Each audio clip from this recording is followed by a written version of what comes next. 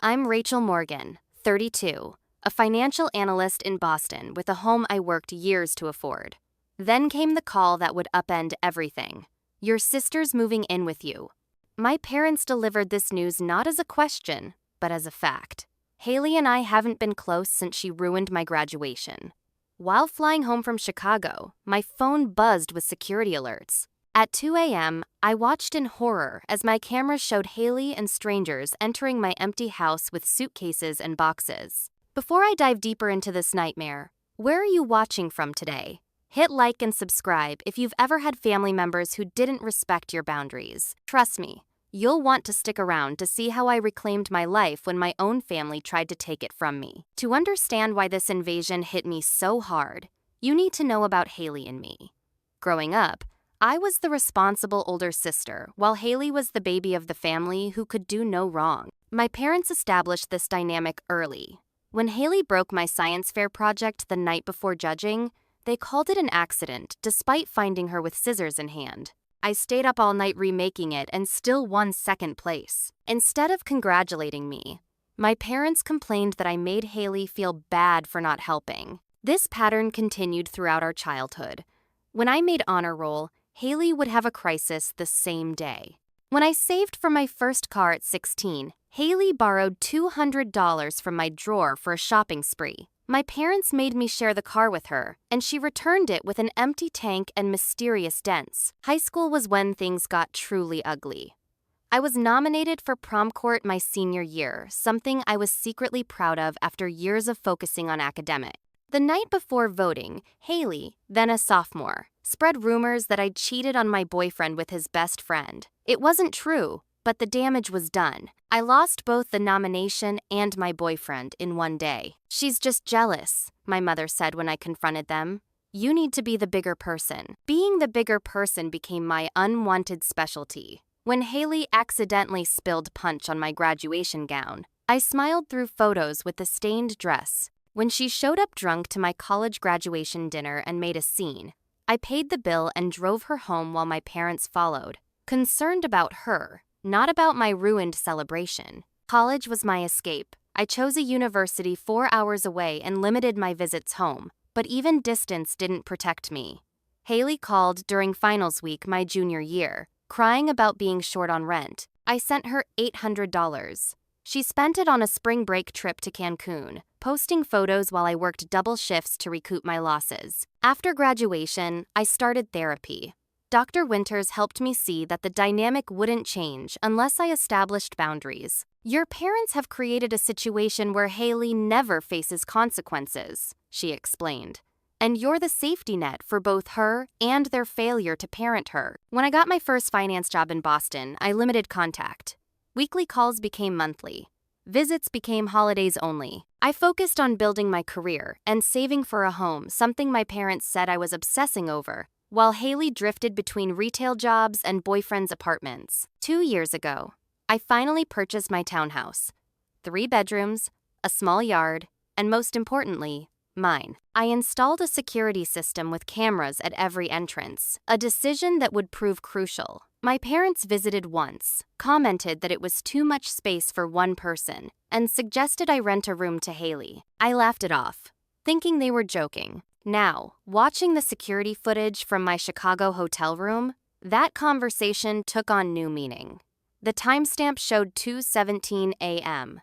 Haley was using a key I never gave her to let herself and 3 strangers into my home. One man carried what looked like a duffel bag and a case of beer. Another had a guitar. A woman I didn't recognize wheeled in a suitcase. My hands shook as I called Haley.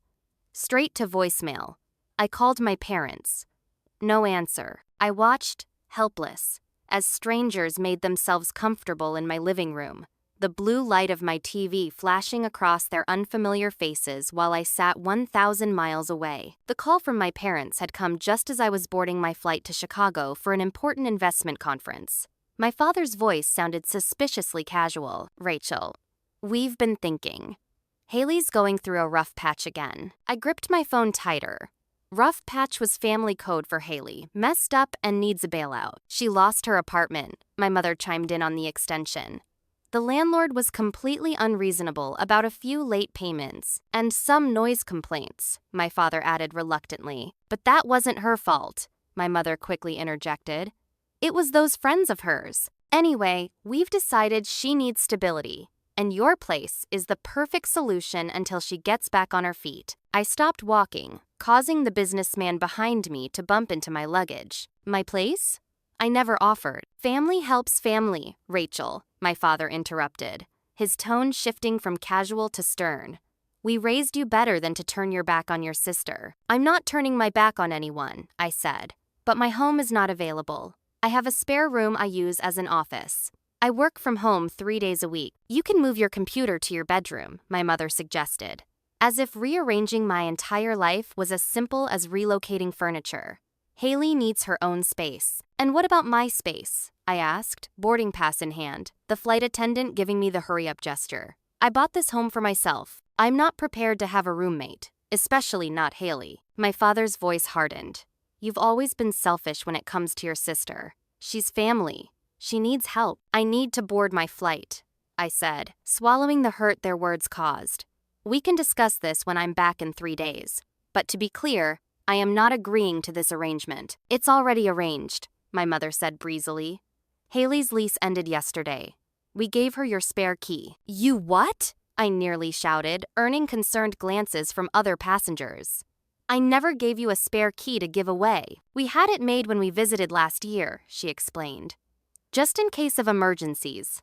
This is an emergency. This is a violation of my privacy and my property, I said, struggling to keep my voice level. Tell Haley to stay with you until I'm back, and we can discuss options then. Our guest room is being renovated, my father said, an excuse I knew was false. Besides, your place makes more sense. You're closer to her job interviews. Job interviews? I asked skeptically. What happened to the cafe she was working at? An awkward pause. There was a misunderstanding with the manager, my mother finally said. Translation. Haley was fired. Again. I have to go, I said as the final boarding call came. But this isn't resolved. Do not move her in without my consent. They murmured non-committal goodbyes, and I boarded my flight with a sense of dread. During the conference, I tried to focus on the presentations, but my mind kept wandering to what might be happening at my home. Between sessions, I checked my security app, relieved to see nothing unusual during daylight hours. My colleague Megan noticed my distraction during the afternoon panel. Everything okay? You keep checking your phone. I hesitated, then confided in her about the situation. That's outrageous, she said, indignant on my behalf. They can't just move someone into your house without permission. That's breaking and entering. It's complicated, I sighed. They have a key, technically. That doesn't matter, Megan insisted. It's still your property. You should call a lawyer. I nodded, considering it for the first time. I might have to. That night, watching the invasion unfold on my security cameras, I tried calling home repeatedly. No answer. I texted Haley. Who are these people in my house? Call me immediately. 3 dots appeared, then disappeared. No response. Then my phone pinged with a text from my neighbor, Jackson. Hey Rachel, is everything okay at your place? Lot of noise and unfamiliar cars in the driveway. Thought you were out of town? I thanked him for the alert and briefly explained the situation, asking if he could keep an eye out. Then I booked the earliest flight home I could find, a 6 a.m. departure that would get me back to Boston by noon. Before trying to sleep, I watched more footage. Strangers moving furniture, carrying in more bags, drinking beer on my couch. At one point, Haley looked directly at one of my cameras and smiled before covering it with what appeared to be a scarf. The message was clear. She knew exactly what she was doing. I barely slept that night, checking my security app compulsively. Around 4 a.m., I gave up and headed to the airport early. While waiting for my flight, alerts continued to flood my phone. Motion detected at front door, back door, living room, kitchen. Unknown faces coming and going freely through my home. The worst alert came during my layover in Philadelphia. My office door opening, someone rifling through my desk. I had confidential client financial documents in there, Information protected by company privacy policies and federal regulations. Midway through my flight from Philadelphia to Boston, a text came from another neighbor. Filed noise complaint with HOA. Party at your house all night. Cars blocking driveways. Everything okay? I closed my eyes, trying to control my rising panic. By the time I landed in Boston, I had 17 security alerts, 3 neighbor texts, 2 voicemails from my building's HOA, and still nothing from Haley or my parents. The Uber ride home felt endless. When I finally turned onto my street, I saw unfamiliar cars parked in my driveway and along the curb. Empty bottles lined my front steps. The potted plants I'd carefully tended were knocked over, soil spilling across the porch. I unlocked the door and stood frozen in shock. My once immaculate living room was unrecognizable.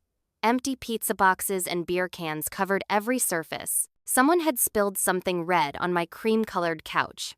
The throw pillows I'd splurged on were on the floor, one with what looked like a cigarette burn. "Hello?" I called out, my voice echoing through the mess. Movement came from the kitchen, and Haley appeared, wearing one of my bathrobes and holding a coffee mug I'd brought back from Paris. "You're back early," she said, not sounding particularly concerned or guilty. "What have you done to my house?" I asked, still stunned by the destruction around me. She shrugged. "We had a few friends over to celebrate the move. I'll clean up later." "Later?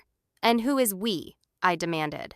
As if on cue, a tall, unshaven man emerged from my guest bathroom. He wore only boxers and a tank top, his hair wet from using my shower. "Hey," he nodded casually. "You must be the sister." "This is Travis," Haley said, moving to stand beside him. "My boyfriend?" "Your boyfriend," I repeated flatly, "who was not mentioned in any conversation about you needing a place to stay." "It was implied," Haley said, rolling her eyes. "We've been together for 3 months. Obviously, I wouldn't leave him behind." I took a deep breath, trying to stay calm. "Both of you need to pack your things and leave. Now." Haley laughed as if I'd told a joke. "That's not happening. Mom and Dad already arranged everything. They said I could stay as long as I need to." "This is my house," I said, my voice rising despite my efforts to control it. "Not Mom and Dad's. They don't get to decide who lives here." "Don't be so uptight," Travis interjected, opening my refrigerator like he owned it. "There's plenty of space for everyone." I ignored him and walked toward my office, Haley trailing behind me. "What are you doing?" "That's your office, not your bedroom." "I'm checking on my work documents," I said, pushing open the door. My organized desk was in complete disarray. Folders were open, papers scattered. My laptop had been moved, the charger dangling off the desk. But worst of all, my filing cabinet drawer was open, the one containing client financial statements. "Have you been going through my work documents?" I asked, horror rising in my throat. "I needed some paper for sketching," Haley said dismissively. "It's not a big deal." "These are confidential client documents," I shouted, finally losing my composure. "This could cost me my job." "Then you shouldn't leave them lying around," she retorted. I took another step into the room and my foot crunched on something. Looking down, I saw the remnants of what appeared to be a joint. The acrid smell suddenly registered they'd been smoking in my office. "You've been doing drugs in my house?" I asked, picking up the evidence with a tissue. "It's just weed," Travis called from the kitchen.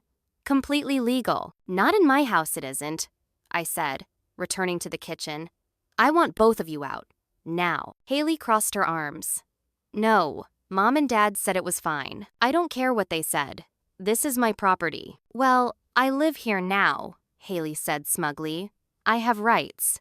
Dad looked it up. "What rights?" I asked incredulously. "Tenant rights," Travis chimed in. "After a certain point, you can't just kick someone out. You have to go through formal eviction." I stared at them, the calculated nature of their invasion becoming clear. "Get out of my house." Each word came out like ice. "Make me," Haley challenged, her expression suddenly hard and unfamiliar. "I have the key, I have rights, and I'm not going anywhere." I retreated to my bedroom, the only space not yet invaded, and called my parents. My mother answered on the second ring. "Rachel, honey, did you get home safe from your trip?" Haley said. "What the hell is going on?" I cut her off. "My house is destroyed. There are strangers here. Haley says you told her she could move in permanently. Don't exaggerate, my mother sighed. It can't be that bad. Haley's just settling in. Settling in? She had a party while I was gone. There's damage to my furniture. She's gone through my confidential work documents. And apparently her boyfriend lives here now too? Travis is a very nice young man, my mother said defensively. He's just having a hard time finding work in his field. What field? I asked. A pause. Music, I believe. Or maybe it was art. I pinched the bridge of my nose. I want them out. Today. Rachel Morgan, my father's voice suddenly boomed through the phone. He must have been listening on another extension. I did not raise you to turn your back on family. I'm not turning my back on anyone, I said for what felt like the 1,000th time. But this is my home. I didn't agree to this arrangement. Your sister has nowhere else to go, he shouted. Would you rather she be homeless? She could stay with you, I pointed out. We've discussed this. Our guest room is being renovated. Then she can sleep on your couch, I countered. Like her friends did on mine last night. That's enough, my father's voice hardened. You've always been jealous of the attention we give Haley. This is childish. Jealous? I laughed incredulously. I'm not jealous of having my life constantly disrupted by her chaos. I've worked hard for everything I have, including this house. And you think Haley hasn't had struggles? My mother interjected. Her struggles are self-inflicted. I was shouting now too. She lost her apartment because she didn't pay rent and had loud parties. She lost her job because of whatever misunderstanding she had with her manager. These aren't unavoidable hardships, they're consequences of her actions. I won't listen to you talk about your sister this way, my father said coldly. If you throw Haley out, you can forget about being part of this family. The ultimatum hung in the air. I felt something break inside me, the last thread of hope that they would ever see the situation clearly. You gave her my spare key, I said quietly. The one you had made without telling me. We thought it prudent to have one, my mother said, in case of emergencies. How long have you had it? A pause. Since we visited last year, the betrayal stung like a physical pain.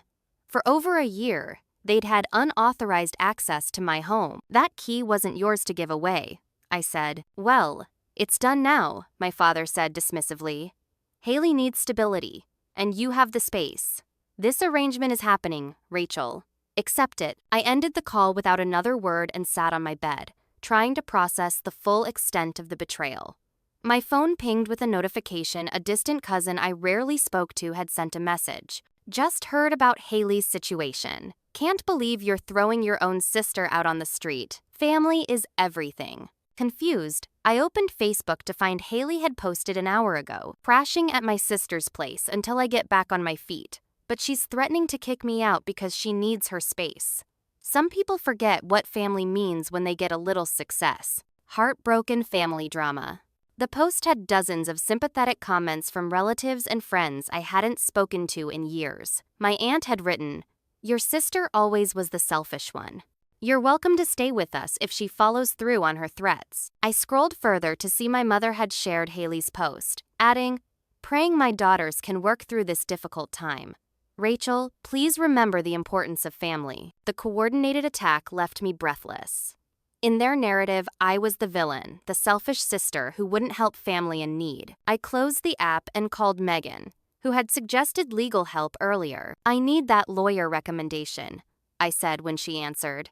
"It's worse than I thought." While waiting for Megan's lawyer contact, I began documenting the damage to my home, taking photos of the mess, the damaged furniture, the disturbed office. I changed the password on my home computer and secured what client documents I could find, placing them in a lockbox. As I worked, I heard Haley and Travis laughing in my living room, music playing from my speakers. I felt like a stranger in my own home, tiptoeing around, afraid of another confrontation. My phone pinged again, more family members sending messages about my cruel treatment of Haley. The family I'd distanced myself from for self-preservation was now fully aligned against me, operating on a completely false narrative. For the first time since this nightmare began, I allowed myself to cry not just for the current situation, but for the lifetime of similar betrayals that had led to this moment. After collecting myself, I decided to venture out for some air and food. unable to face using my kitchen with Haley and Travis lounging there. As I gathered my purse, I overheard their conversation from the hallway. "She's more uptight than you said," Travis was saying. "Are you sure this will work?" "Trust me," Haley replied. "She'll calm down in a few days. My parents will pressure her until she gives in. They always take my side. But if she actually tries to evict us, that takes months." Haley sounded confident. "By then, we'll have established residency." Dad looked into tenant laws after 30 days. She'd have to go through formal eviction proceedings. I froze, listening more intently. "Besides," Haley continued, "once we get her to co-sign for the car, it won't matter. We'll have what we need." "What about the other stuff?" Travis asked. "Did you find anything good?" Her jewelry box had some decent pieces. Nothing major yet, but I haven't had time to check everywhere. She probably has a safe somewhere. Check hair closet again. Rich people always hide cash. "I'm not sure she's actually rich," Haley said, "but she has good credit. That's what we need right now." I backed away silently, my mind racing. This wasn't just an inconvenient family favor. This was a calculated plan to exploit me financially. Instead of leaving, I returned to my bedroom and opened my laptop. First, I checked my credit monitoring service. There it was. 3 credit inquiries in the past 24 hours from auto financing companies.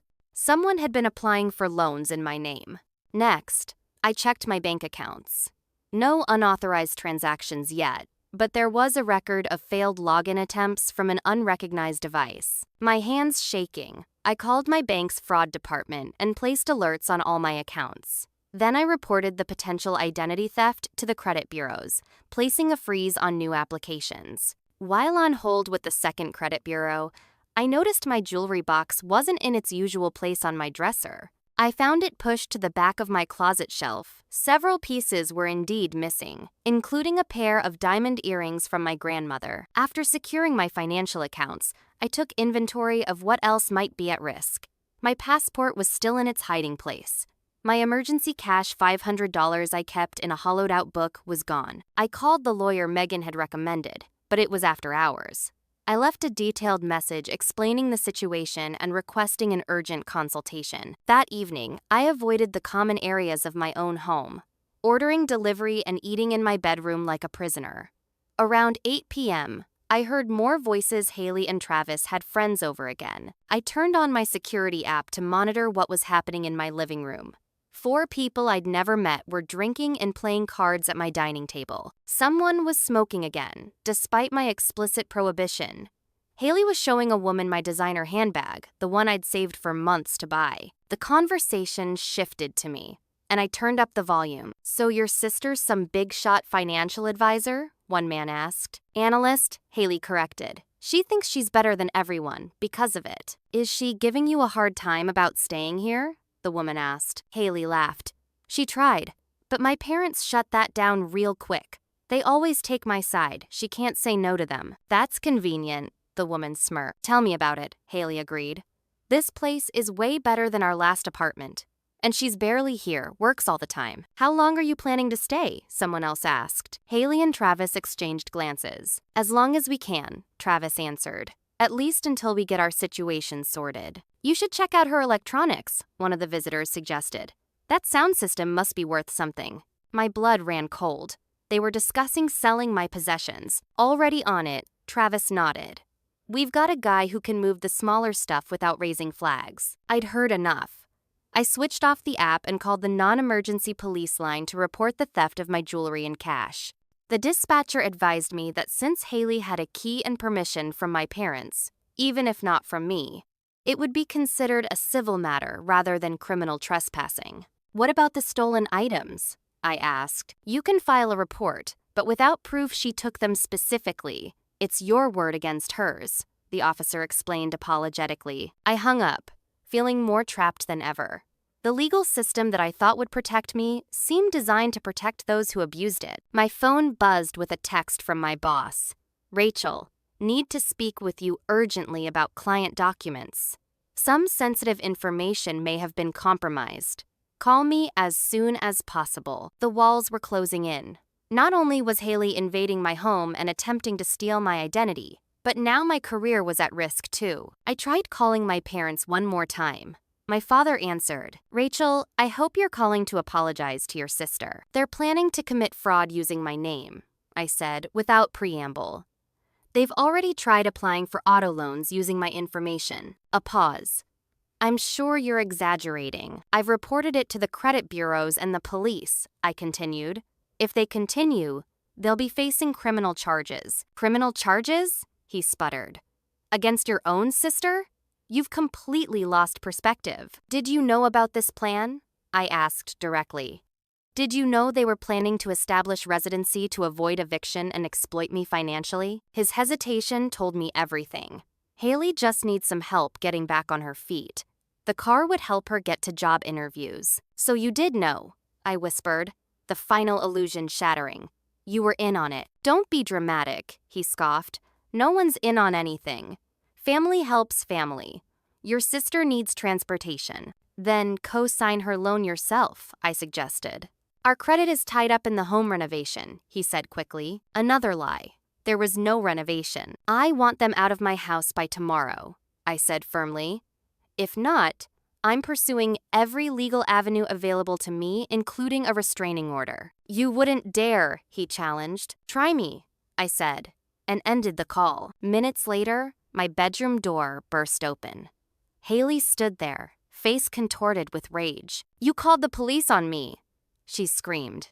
"Your own sister? You stole from me," I replied calmly. "And you're trying to steal my identity." "I was borrowing a few things," she protested. "And I need a car you can afford to help." "Get out of my room," I said, standing my ground. "Get out of my house. You have until tomorrow." Travis appeared behind her, his expression menacing. "You should watch how you speak to her," he warned. "Accidents happen in homes all the time. Falls downstairs, kitchen fires." The threat hung in the air between us. "Are you threatening me?" I asked, my phone in hand. "In my own home? With witnesses hearing you?" I gestured to my security camera in the corner of my bedroom. Travis's expression changed as he noticed the camera. He pulled Haley back. "This isn't over," Haley hissed as they retreated. I locked my bedroom door and pushed my dresser against it, suddenly afraid in the home I'd worked so hard to create. The next morning, I left my room early, before Haley and Travis were awake. I needed allies and evidence if I was going to reclaim my home. My first stop was my neighbor Jackson's house. A retired security expert in his 60s, Jackson had been keeping an eye on the situation since his first text. "I've been documenting everything," he told me, inviting me in for coffee. "Times, dates, number of visitors. I've got photos of people coming and going at all hours, carrying what looked like your belongings out to cars. They're selling my things," I said. The reality of it's still shocking. "I suspected as much," he nodded grimly. "There's a police officer 2 streets over Joe Ramirez. I've already spoken to him unofficially. He says that while they initially might claim this is a civil matter, with enough documentation of theft and other criminal activities, it becomes criminal trespassing and burglary." "I could kiss you right now," I said with relief. He laughed. "Save it for when we get those freeloaders out of your house. Now, what else do you need?" "Witness statements from other neighbors about the noise and unfamiliar people," I said. "And any security footage you might have from your doorbell camera that shows people carrying things out." "Consider it done," Jackson promised. "Margaret across the street has footage too. She's been fuming about the cars blocking her driveway." My next call was to my boss, Richard. I explained the situation candidly, including the possibility that confidential documents had been compromised. "This is serious, Rachel," he said, but his tone was supportive rather than accusatory. "I'll have the security team do an assessment of what might have been exposed. I understand if you need to take disciplinary action," I said, my voice tight with anxiety. "Let's not jump to conclusions," Richard replied. "This is clearly a case of unauthorized access to your home office. Document everything for both legal purposes and our compliance team. We'll work through this together." His understanding nearly brought me to tears. "Thank you. Take whatever time you need to resolve this," he added. "Your work can be handled remotely or by the team temporarily." After ending the call with Richard, I met Megan for lunch at a cafe far from my neighborhood, not wanting to risk running into Haley or Travis. "I brought reinforcements," Megan said when I arrived. A professional-looking woman sat beside her. "This is my cousin Jennifer. She's a lawyer specializing in tenant law and restraining orders. Jennifer wasted no time. Megan briefed me on your situation. While they're trying to establish tenant rights, they haven't succeeded yet. The key was obtained fraudulently, and there's no rental agreement or exchange of money. My parents will claim they had permission to duplicate the key, I explained. That might complicate things, but it doesn't change the fundamental fact that you, as the homeowner, never consented to your sister living there, Jennifer assured me. We can file for an emergency eviction based on criminal activity in the residence. What about my parents? I asked. They're enabling all of this. Based on what you've told me, they could potentially be charged as accessories to fraud and theft, Jennifer said. But let's focus on getting your home back first. She opened her laptop and began drafting legal documents. I'll need all the evidence you've gathered: photos of damage, security footage, witness statements, documentation of identity theft attempts, everything. While Jennifer worked, Megan squeezed my hand. You're not alone in this, Rachel. We've got your back. By mid-afternoon, I had a growing support network and action plan. Jackson had rallied 5 neighbors to provide witness statements. Jennifer had drafted emergency eviction papers and a temporary restraining order application. My company's security team was documenting the potential data breach for legal purposes. The situation still felt overwhelming, but for the first time, I wasn't facing it alone. Before returning home, I checked social media once more. Haley had been busy, posting tearful updates about her cruel sister, who cared more about material possessions than family. My relatives continued to pile on with supportive comments for her and condemnation for me. But something unexpected had happened too. My cousin Diane, who I hadn't spoken to in years, had sent a private message. Rachel, I believe you. Haley did the same thing to me 3 years ago. Moved in temporarily, stole my things, tried to use my credit cards. The family pressured me to forgive her and keep quiet. I wish I'd fought back like you're doing. Let me know if you need another witness statement about her pattern of behavior. I stared at the message in shock. Haley had done this before, and the family had covered it up. How many others had suffered in silence? I replied to Diane immediately, and we arranged to speak that evening. Her experience might be crucial evidence of a pattern of behavior. Armed with growing evidence and support, I finally felt ready to return home and confront whatever awaited me. The house that had once been my sanctuary had become a battleground. But this time, I wasn't fighting alone. When I pulled into my driveway that evening, the scene that greeted me made my stomach drop. At least a dozen cars lined the street. Bass-heavy music vibrated through my walls, visible even from outside. People I'd never seen were smoking on my front porch, red plastic cups in hand. Haley had thrown a full-blown party in my home. I called Jennifer immediately. They've escalated. There's a massive party happening right now. Perfect, she said, surprising me. Document everything. This strengthens our case significantly. I've filed the emergency TRO application. The more evidence of disruption and property damage, the better. Should I call the police? Absolutely. Report a disturbance at your address. Make it clear you did not authorize this gathering. I ended the call and dialed 911, reporting the unauthorized party. Then I steeled myself and approached my own front door, phone recording video as I walked. The scene inside was worse than I imagined. At least 30 people crowded my living room and kitchen. Someone had moved my furniture to create a makeshift dance floor. Drinks had spilled on my hardwood. Cigarette burns marked my coffee table.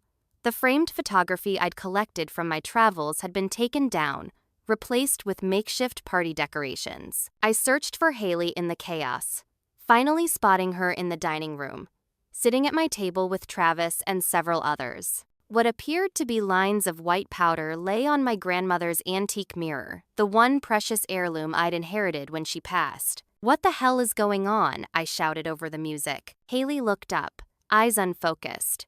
Rachel, you're home. Join the housewarming. Housewarming? I repeated incredulously. This is my house. Our house now, Travis corrected with a smirk. We're getting comfortable. I moved toward my sound system to turn off the music. But 2 men I didn't know stepped in my way. The lady's throwing a party, one said. Don't be a buzzkill. I'm the homeowner, I said clearly. And I've called the police. That got a reaction. Several people looked up nervously. "She's bluffing," Haley announced. She wouldn't dare call the cops on her own sister. As if on cue, police sirens sounded in the distance. "Everyone needs to leave. Now," I announced loudly. A wave of partygoers began gathering their belongings, not wanting to be present when police arrived. I made my way to my grandmother's mirror, horrified at its desecration. As I reached for it, Haley suddenly grabbed my arm. "Leave it. We're using that." "This was Grandma's," I said, voice shaking with rage. "How could you?" "Oh, please. Like you were ever her favorite," Haley spat. "She just felt sorry for you because Mom and Dad always loved me more." The cruelty of her words stunned me momentarily. In that instant of hesitation, Travis moved toward the mirror, clearly intending to continue their activities despite the approaching sirens. I reached out to protect the heirloom, and in the ensuing tussle, Haley shoved me hard. I stumbled backward, crashing into the china cabinet. Pain shot through my shoulder as glass shattered around me. "Now look what you made me do," Haley screamed, instantly shifting to victim mode as remaining guests turned to stare. "She attacked me. You all saw it." I pulled myself up, ignoring the throbbing in my shoulder and the small cuts on my arms. "Everyone saw you push me," I said calmly. "You're crazy," she yelled. "Travis, she's having one of her jealous meltdowns again." Travis stepped forward menacingly. "You should be careful, Rachel. Accidents happen in homes all the time, especially to people who don't know when to back off." The threat was unmistakable, and this time there were witnesses. Several remaining guests looked uncomfortable, edging toward the door. Blue lights flashed outside as police arrived. 2 officers entered, surveying the chaotic scene. "What's going on here?" the first officer asked. "This is my home," I said immediately, stepping forward. "These people are here without my permission. I'd like them removed." "She's lying," Haley interjected quickly. "I live here. Our parents arranged it. She's just upset about the party." "Do you have a lease?" the officer asked Haley. "Not yet, but I've been living here for 3 days," I cut in. "Without my permission. I have documentation." The second officer, an older man, addressed me. "Ma'am, you're bleeding. What happened?" I explained the confrontation, pointing to the witnesses who remained. To my surprise, one of them stepped forward. "I saw the whole thing," a young woman said. "The blonde one pushed her into the cabinet when she tried to pick up some family heirloom they were using for drugs." Haley's face contorted with rage. "Shut up, you don't know anything." "Is there anyone else who lives here legally?" the first officer asked me. "No, just me. I have the mortgage documents and deed to prove it." The officers conferred briefly, then approached Travis and Haley. "We're going to need everyone to leave the premises," the older officer announced. "You can't do that," Haley shrieked.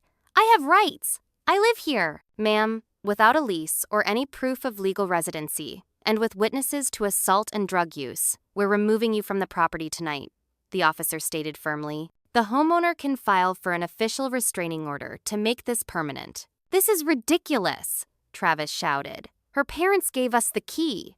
"Tell them, Haley." "Actually," I interjected, pulling out my phone, "I have video of you threatening me earlier today.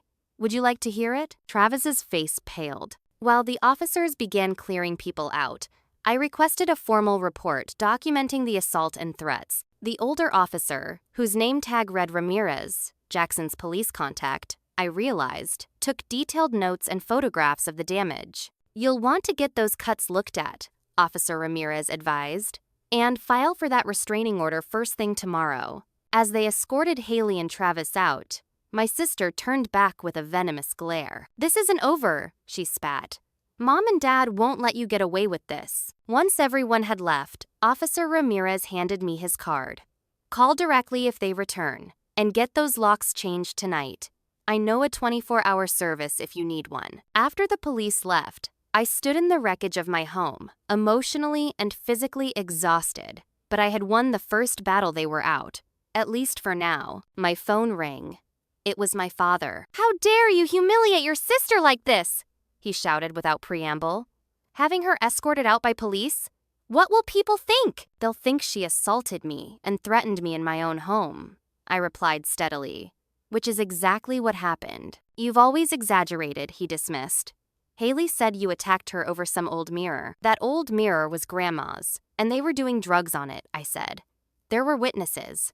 And security footage. He paused, perhaps realizing for the first time that this situation wasn't following the usual pattern where I backed down. This family has always protected Haley, I continued into his silence. Enabled her. Excused her. Not anymore. Not at my expense. You're overreacting. She tried to steal my identity. I cut him off. She stole my belongings. She assaulted me. These aren't sisterly squabbles. They're crimes. If you pursue this, he said, his voice cold, you're no longer part of this family. The ultimatum hung between us. But this time, it didn't devastate me. Maybe I haven't been part of this family for a long time, I said quietly. A real family doesn't do what you've done to me. I ended the call and focused on securing my home. A locksmith arrived within the hour to change all locks and rekey the security system. My neighbor Jackson stood guard outside until the work was complete, refusing to leave me alone in case Haley and Travis returned. As the locksmith finished, my phone chimed with a text from an unknown number. Watch your back. This isn't over. I showed it to Jackson, who immediately added it to the documentation file. This strengthens your restraining order case, he assured me. That night, despite the new locks and security, I barely slept, jumping at every sound. The home that had once been my sanctuary now felt violated, tainted by their presence. But underneath the fear and exhaustion, a new feeling was emerging: determination.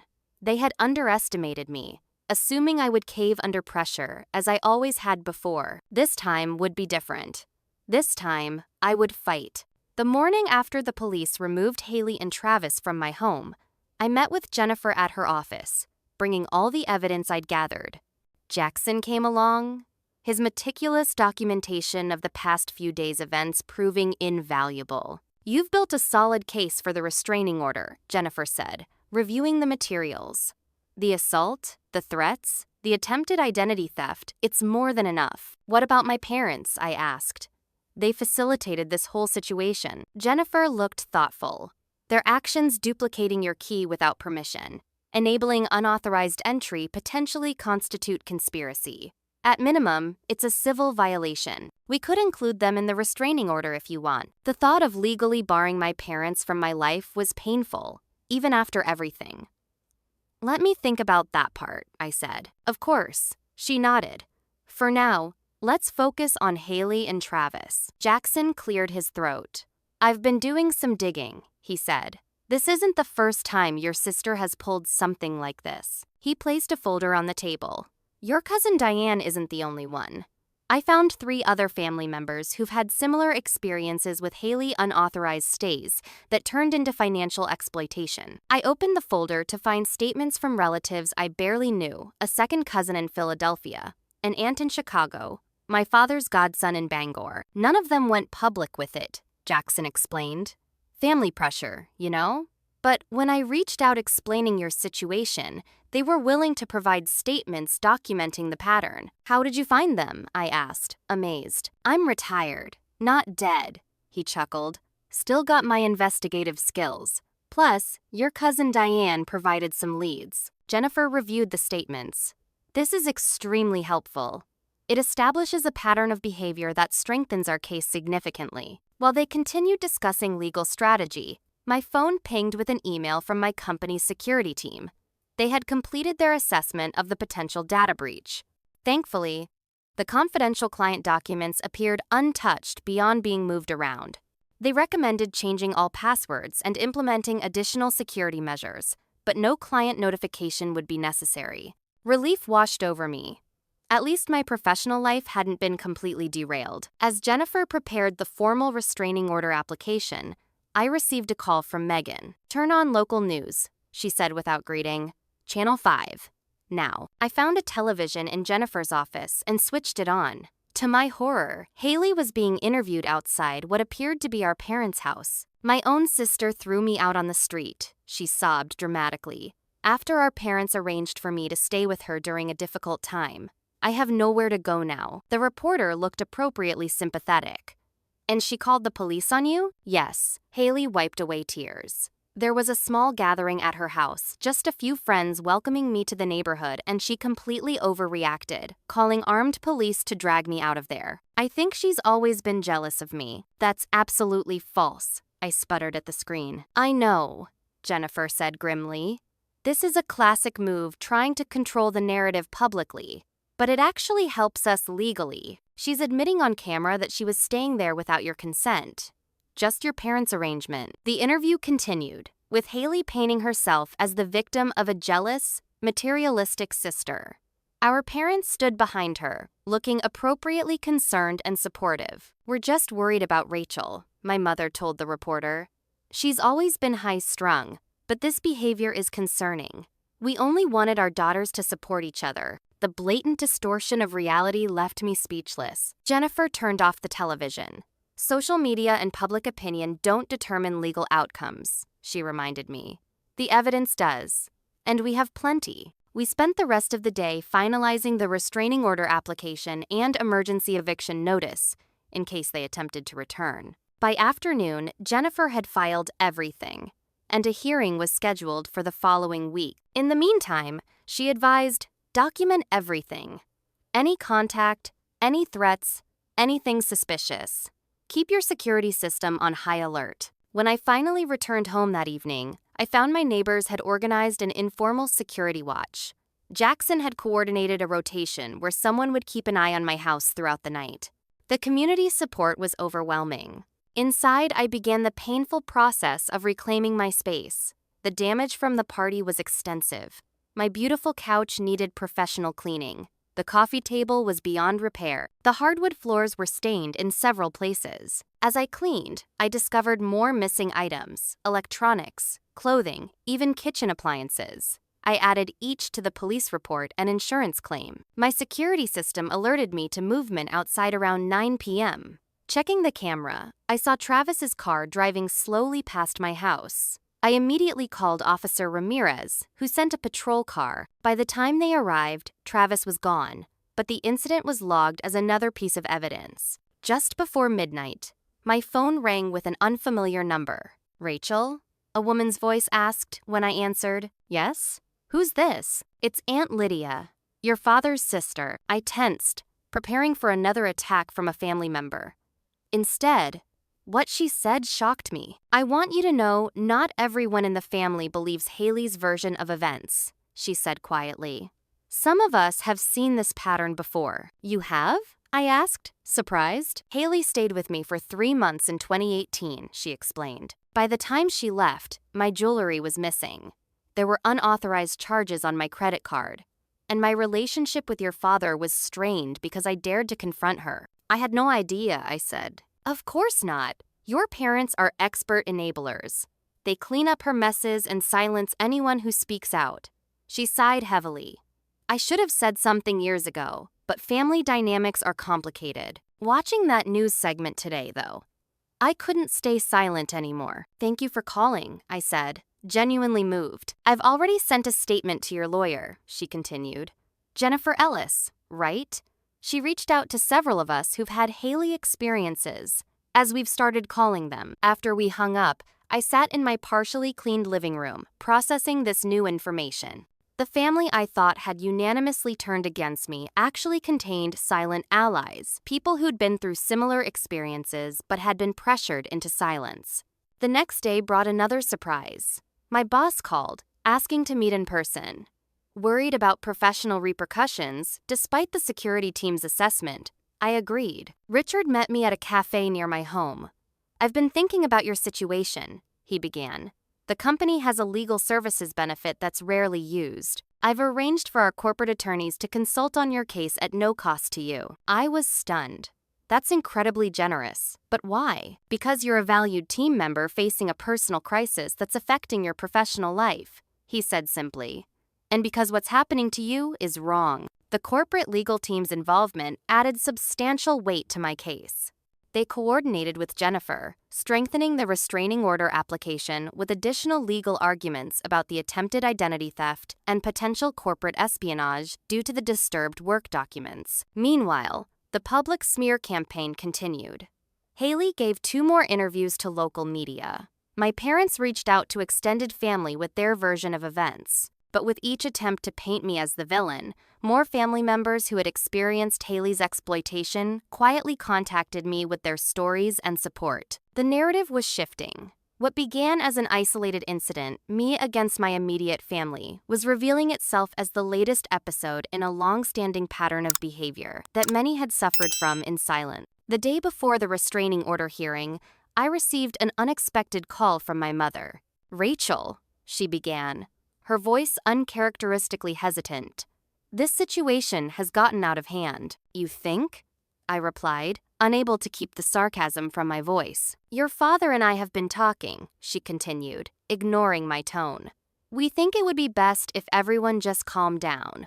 Drop the legal proceedings, and we can discuss this as a family." The old Rachel might have acquiesced, seeking peace at any cost. The new Rachel recognized the manipulation tactic. "It's too late for that," I said firmly. "The hearing is tomorrow. This will permanently damage your relationship with your sister," she warned.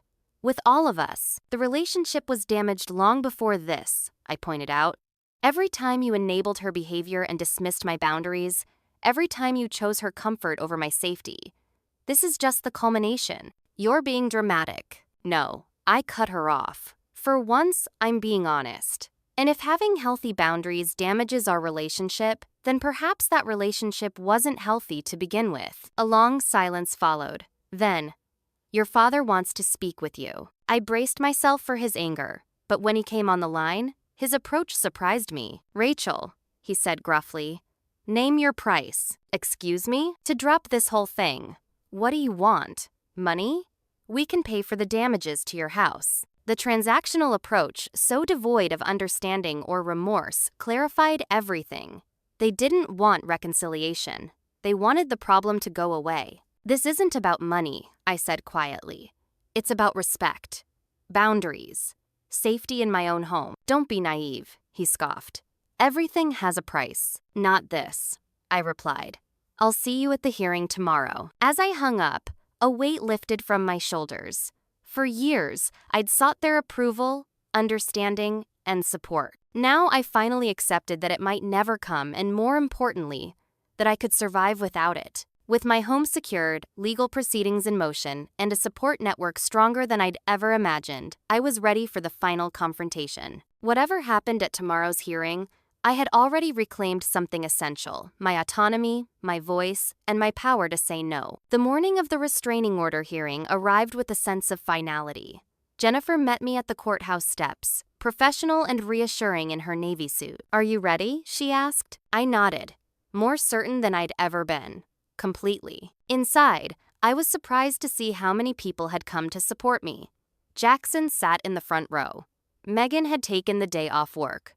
Cousin Diane had driven 3 hours to be present. Even Aunt Lydia was there, sitting apart from the family but clearly on my side. On the other side of the courtroom, my parents sat stone-faced beside Haley, who had dressed conservatively and appeared to have been crying. Travis slouched beside her, looking uncomfortable in borrowed formal clothes. The judge, a no-nonsense woman in her 50s, called the court to order. Jennifer presented our case methodically, submitting the security footage, police reports, witness statements, photographs of damages, and evidence of identity theft attempts. She emphasized the pattern established by statements from other family members who had experienced similar exploitation. When it was Haley's attorney's turn, he attempted to paint the situation as a simple family misunderstanding blown out of proportion. "Your Honor, this is a case of sisters who need family counseling, not court intervention," he argued. The parents arranged for the younger sister to stay temporarily during a housing transition.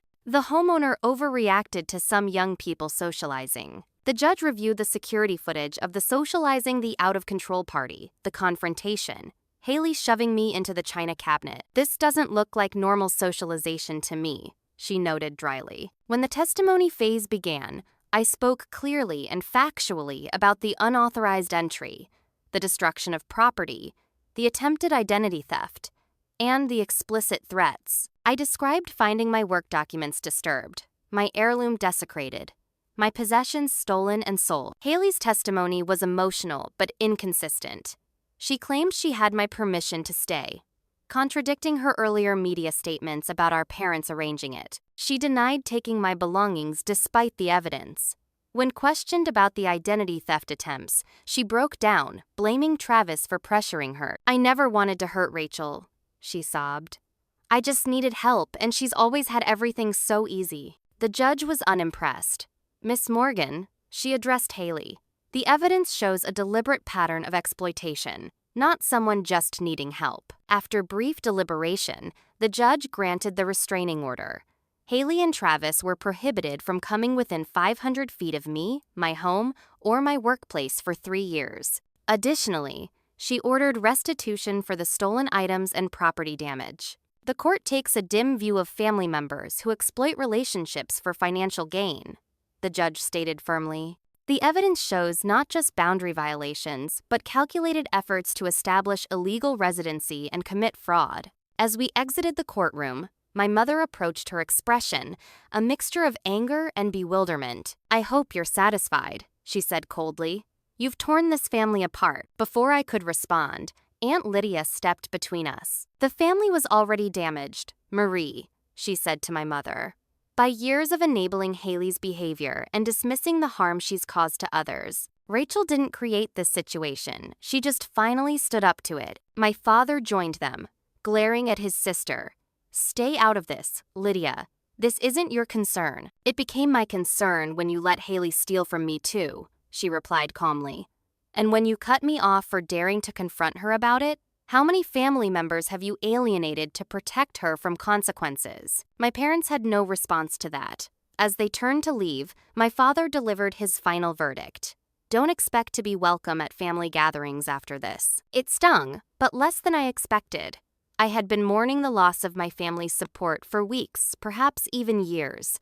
The formalization of that loss was almost a relief. The weeks that followed were focused on restoration, both of my home and my sense of security within it. The insurance claim covered most of the physical damages. Items that couldn't be replaced, like my grandmother's mirror, I mourned and let go. The company's security team installed an upgraded system with additional cameras and sensors. Jackson helped reinforce all entry points with security bars and stronger locks. Slowly, my home began to feel like mine again. Professionally, the situation resolved better than I could have hoped. Rather than penalizing me for the security breach, my company used it as a case study to strengthen work-from-home security protocols. Richard even suggested I lead a task force on the issue, turning a potential career setback into an advancement opportunity. The most surprising development came from extended family. As news of the restraining order spread, more relatives reached out with their own Haley stories. A pattern emerged. My parents had systematically isolated anyone who challenged Haley's behavior or refused to enable it. Those who remained in their good graces were those who complied with the unspoken rule. Haley's comfort came before anyone else's boundaries. One Sunday afternoon, 2 months after the hearing, I hosted a gathering at my restored home. Jackson and his wife brought homemade bread. Megan came with her children. Cousin Diane drove down with her husband. Aunt Lydia arrived with old family photos I'd never seen. Other relatives I'd barely known growing up joined us, the ones who had been pushed to the periphery of family events for questioning the dynamic. "I never realized how many of us there were," Aunt Lydia remarked as we shared stories around my new dining table. "All these years, I thought I was alone in seeing the pattern." "Your parents were skilled at making each incident seem isolated," Diane's husband noted. "Classic divide and conquer." "The interesting thing," I said, "is that we're still family, just not the version my parents defined." As our gathering continued into the evening, I felt a sense of peace that had eluded me for months. The family I had feared losing had been partially a fiction, a conditional arrangement that required my silent compliance.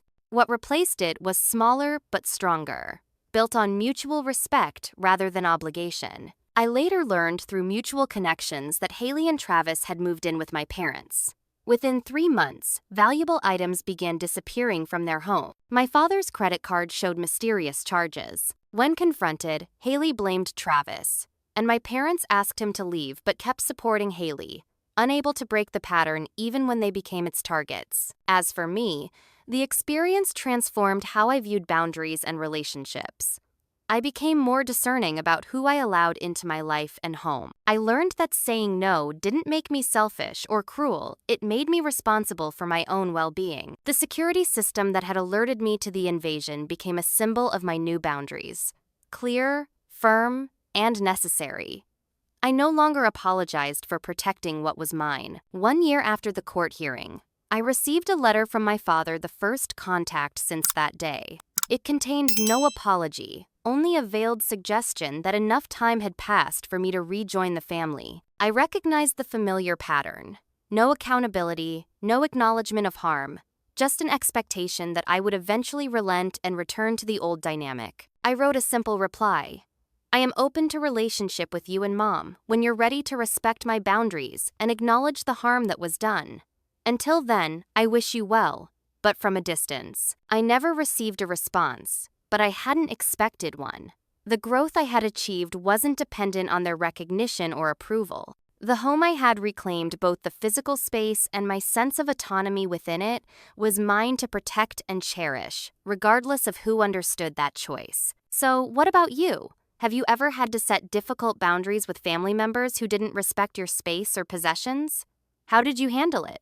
I'd love to hear your stories in the comments below. Don't forget to like this video if it resonated with you, subscribe for more real-life experiences, and share with someone who might need to hear that it's okay to protect their boundaries. Thank you for witnessing my journey from invasion to reclamation. Remember, sometimes the family we choose is more supportive than the one we're born into. Take care of yourselves, and I'll see you in the next video.